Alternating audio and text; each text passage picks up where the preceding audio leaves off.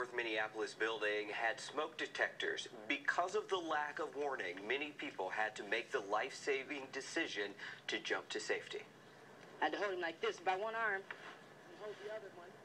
The child's grandmother had to make a tough call. The smoke was too strong for the family to wait for rescuers, and one of the firefighters told our Susan Elizabeth Littlefield he had to do something he's never done before.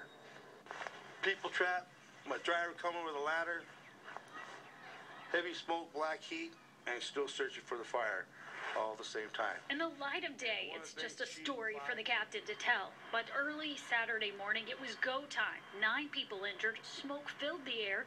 Firefighter Robert Martin says the orders were clear. And he screams ladder. Ladder.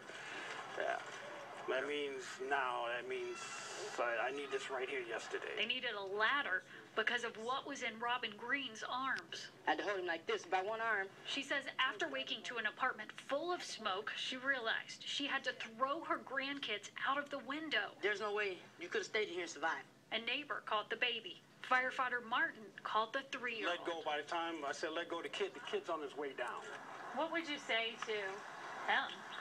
Thank you. Thank you. He's a good catch, huh? Yes, he is. Even though 9 neighbors got hurt, the 3-year-old was not one of them. Martin, who works on his off days as a grandpa, says when it comes to fire, there is love in the fight. Kids really ups the ante on it. Any life does. But kids you'll go to any length. You don't think about your life. Just thankful.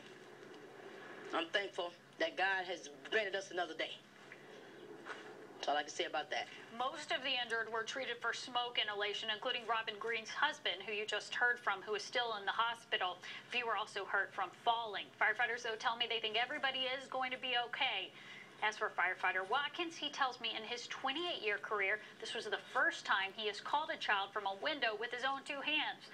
But he did tell me he has delivered a number of babies. Well, thank you, Susan Elizabeth. Firefighters tell us tonight.